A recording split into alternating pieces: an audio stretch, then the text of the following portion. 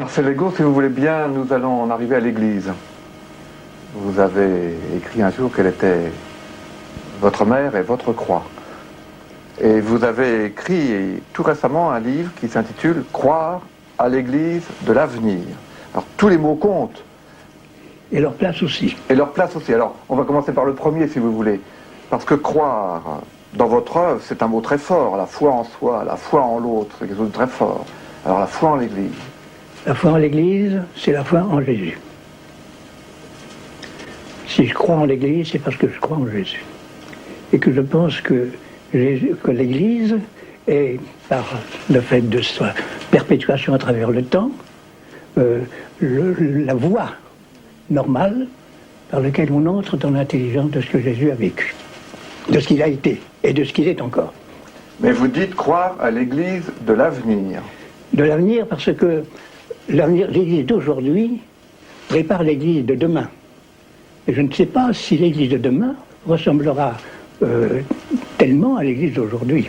Je pense même qu'avec, je dirais, les changements profonds de la société, de l'univers mental, l'église de demain aura un tout autre visage que l'église d'aujourd'hui. Et vous dites que c'est pas joué.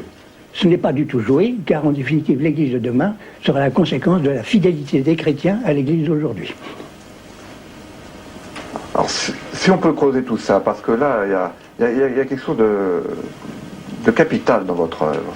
Vous écrivez que la base même du christianisme est menacée dans le monde moderne. Je le pense. Parce que la base même du christianisme a été plus une doctrine sur Jésus que Jésus lui-même. Et c'est une démonstration importante, c'est que ça sera au contraire Jésus, homme, dans sa transcendance propre, qui est à la base de l'Église et non pas une doctrine sur elle. Car toute doctrine est dépendante d'un temps et d'un lieu, de l'univers mental de sa naissance et aussi de son développement. Or, il est certain que l'univers mental actuel est bouleversé par le progrès des sciences, par le niveau de vie, au moins en Europe, par les perspectives absolument impensables qu'on pouvait y avoir encore il y a 20 ou 30 ans sur l'univers. Et là vous êtes à ce niveau-là, vous êtes sévère pour l'Église. Parce que, si vous me permettez, je vais vous citer. Hein.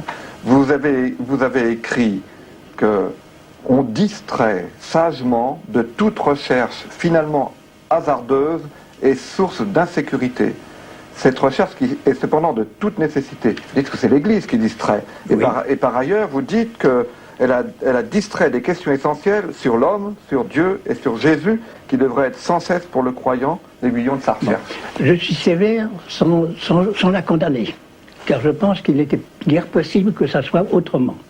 Mais je pense qu'à notre époque, vu les conditions tout à fait nouvelles dans lesquelles nous nous retrouvons, il est capital que l'Église prenne conscience que pour remplir sa mission, il faut qu'elle tienne compte du milieu dans lequel elle a à vivre. Et elle n'en tient pas compte. Elle n'en tient, à mon sens, pas assez compte actuellement, surtout depuis quelque temps, par le fait même qu'on pense qu'on résolvera les problèmes qui se posent dans l'avenir en regardant le passé. Oui, donc vous visez un peu ici, à l'heure actuelle, ce qu'on a pu appeler une certaine restauration. Je vise cette restauration qui est certaine, c'est une certaine restauration qui est certaine.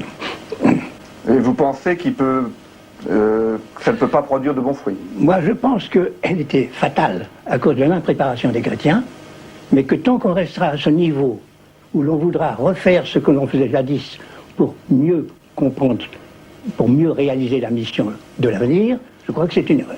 Alors, l'impréparation des chrétiens? L'impréparation des chrétiens est certaine. Je crois qu'on peut le dire, il y a une certaine infantilité qui est très commune chez les chrétiens, par le fait même que l'essentiel de leur vie n'est pas tellement leur foi que leur manière de vivre leur présent. Alors, qu'est-ce que vous pensez qu'ils ont peur du monde qui vient ou ils ont peur de se convertir? Les deux. La peur du monde qui vient est très certaine.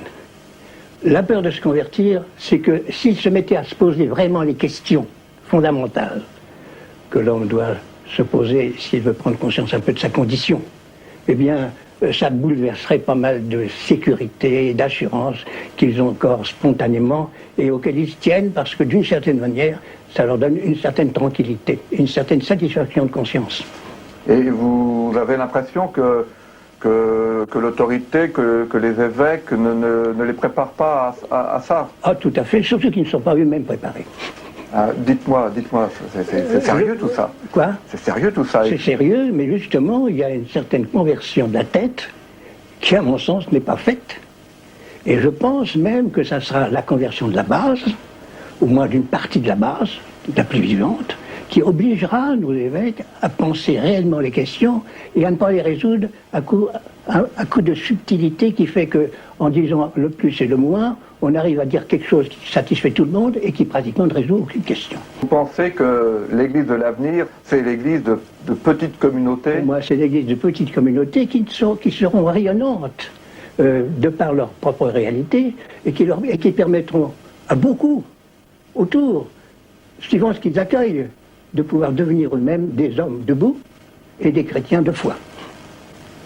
Alors, en ce moment, il se crée un certain nombre de communautés qu'on appelle charismatiques, où il y a justement des couples, il y a avec leurs enfants, qui essayent de vivre un certain renouveau. Est-ce que ça correspond à ce que vous aviez essayé de chercher il y a quelques années? Ça correspondait très certainement à ce que nous rêvions de faire avant la guerre de 40. La guerre de 40 a tout manqué, tout par terre. Il y a tout de même des différences importantes. L'une des différences principales, deux si vous voulez.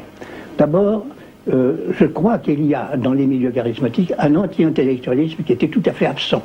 Car au contraire, nous étions un groupe plutôt cultivé, chercheur, se posant des questions, ne se satisfaisant pas des réponses toutes faites, n'est-ce pas? Et puis alors deuxièmement, il y a une discrétion dans la manifestation des sentiments religieux, qui est à mon sens très profonde dans la tradition catholique, et qui n'est pas observée suffisamment dans les perspectives charismatiques actuelles. Pourtant le Christ a dit la lumière sur la colline, pas sous le boisseau.